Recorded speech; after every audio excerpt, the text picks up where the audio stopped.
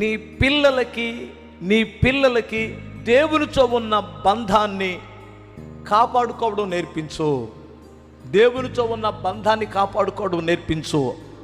అది ఎట్టి పరిస్థితుల్లో మిస్ అవ్వకండి. భక్తిని నేర్పించు, చర్చికి రావడం నేర్పించు, మోకరించి ప్రార్థన చేయడం నేర్పించు, బైబిల్ చేసి చదవడం నేర్పించు. ఆ భక్తిలో నుండి తొలగిపోనిమాక.